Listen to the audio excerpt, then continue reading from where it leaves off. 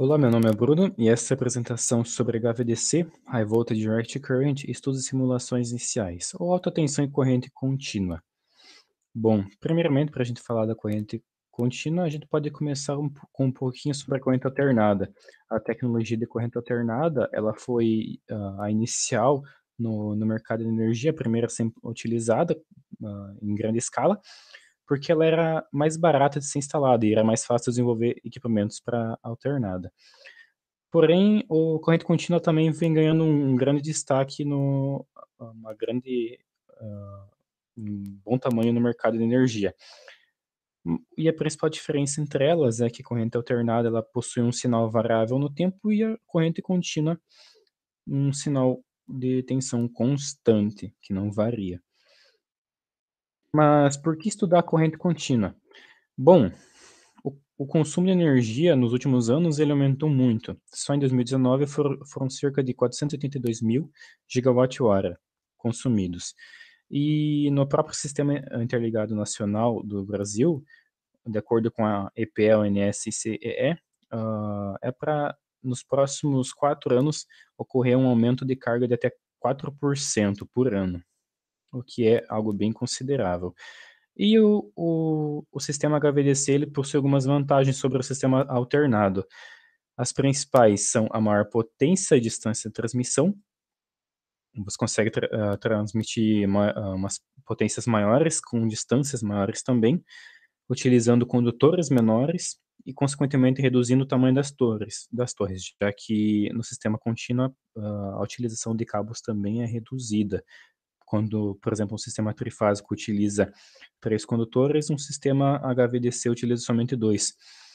As perdas também são menores por efeitos como Joule, que causa a perda de energia por dissipação de potência, efeito Corona, que causa a ionização do ar, e pelicular, que acarreta a acumulação de cargas nas extremidades do condutor. E tudo isso gera uma redução de custos bem relevante para a corrente contínua, de acordo com a distância de transmissão. Como a gente pode observar nessa imagem, os o custo total de uma linha CC, assim como as perdas em transmissão contínua, elas, em certo ponto, elas ultrapassam a corrente alternada, sendo assim, em torno de 400 a 800 quilômetros, muito mais vantajosa que a corrente alternada. A estrutura básica para fazer um sistema HVDC, eh, são um retificador, um inversor e uma linha de transmissão entre 2 sistemas de corrente alternada. O retificador ele vai receber essa energia, vai converter para contínua, vai ser transmitido pela linha, o inversor vai receber a energia em contínua e vai transformar novamente para alternada, que vai ser fornecida ao sistema alternado novamente. Aqui a gente tem, por exemplo, a conexão Xingu-Estreito de forma mais simplificada. Ela é constituída por transformadores que rebaixam a tensão, os retificadores, filtros, a linha de transmissão e o mesmo se repete do outro lado, porém com inversores. Para observar mais detalhadamente então essas linhas de transmissão, a gente pode falar sobre os seus componentes.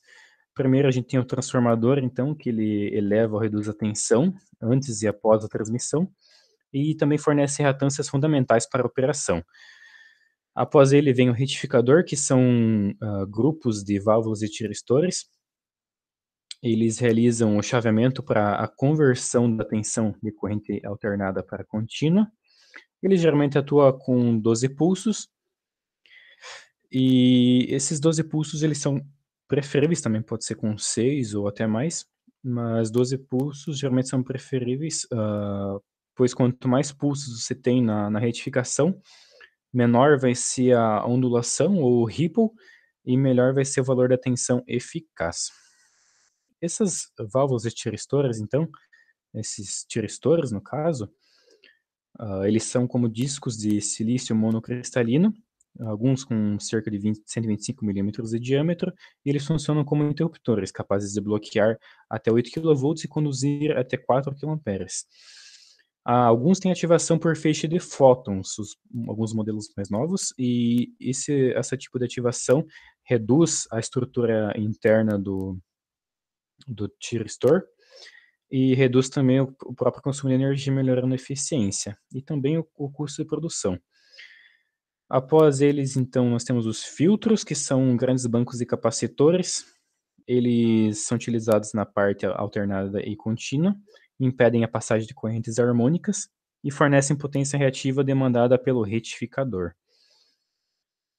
Também tem, por último, no circuito, o reator de alisamento. O reator de alisamento, ele elimina a corrente do ripple, ele tira a ondulação, previne contra as harmônicas também e previne o circuito em caso de falhas, ou também chamado o curto-circuito, para evitar correntes muito elevadas, correntes excessivas. Após estudado então os sistemas da HVDC, foi dado início ao estudo das simulações, utilizando a ferramenta Simulink no programa MATLAB, que é desenvolvido pela empresa MathWorks. No banco de dados da MathWorks também foi encontrado o modelo utilizado, que é um sistema de HVDC de 6 pulsos, com 500 megawatts de potência, 200 kV de tensão e 2 kA de corrente. O circuito ele é dividido nas seguintes partes enumeradas. O número 1 é o gerador com indutância e resistência. O número 2 é um filtro de corrente alternada. O número 3 é um bloco que realiza medições. O número 4 é um transformador. O número 5, um retificador que recebe valores de angulação alfa do controlador que fica logo acima dele. Esse controlador recebe valores de corrente e tensão para calcular qual vai ser a angulação que o retificador vai receber e alterar o chaveamento do tiristor, a velocidade do chaveamento do tiristor, para ter mais ou menos tensão. Número 6, então, a gente tem o reator de alisamento. 7 é a falha que vai ser aplicada no sistema para simular um possível curto-circuito ligado direto no GND. Número 8, a gente tem a linha de corrente contínua de 300 km. O número 9 é uma carga simulada por um diodo com uma fonte em série. E os dois últimos, 10 e 11, são dois scopes que coletam os valores de corrente e tensão principais da linha e exibem em gráficos, os monitores. O monitor 1, então, ele exibe os valores de corrente de referência, que é a linha vermelha, a angulação alfa do controlador e a corrente de falha. Aqui a gente pode perceber bem como o circuito ele é dividido em 5 partes principais. De 0 a 0.3 segundos, quando o circuito inicializa e estabiliza em 0.5 PU. De 0.3 segundos a 0.5, quando a corrente é elevada próxima a 0.1 PU. De 0.5 a 0.55 é aplicada então a falha, que tem esse pico de corrente. Ali embaixo pode-se perceber também o surgimento da corrente de falha, a mudança da angulação. Em 0.55 até 0.57, a falha, a angulação alfa ela é forçada por um valor bem alto, fazendo com que o retificador seja desativado. Sendo assim, a corrente da saída do retificador ela fica zerada. Após, então, a falha é desativada, a angulação alfa ela é retirada também, e o circuito é inicializado novamente, normalmente.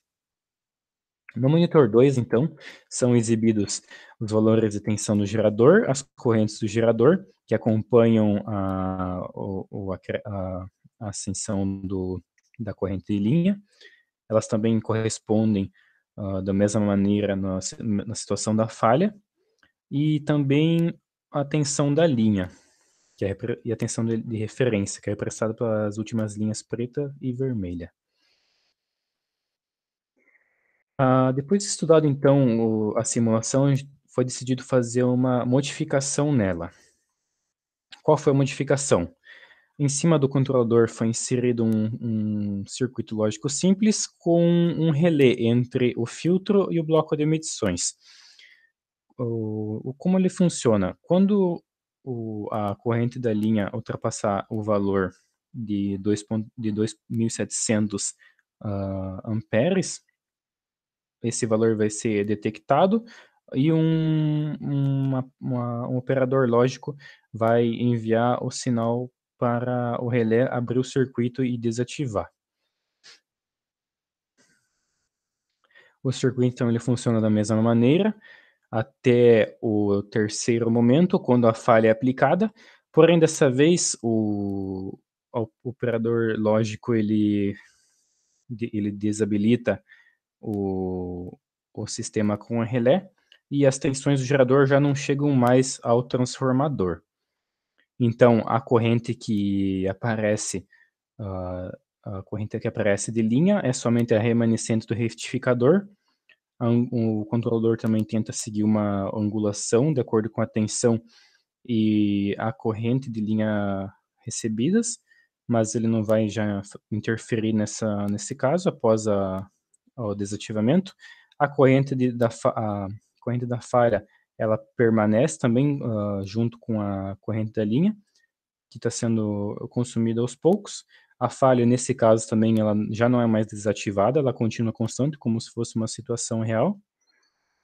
E o monitor 2 a gente pode perceber o funcionamento do relé com a abertura do circuito. As valores da tensão e corrente do gerador já não são mais exibidos, e a própria tensão de linha, por último, ela fica no mesmo valor da da da tensão da falha, que no caso, como está aterrado ao GND, vai ser o zero.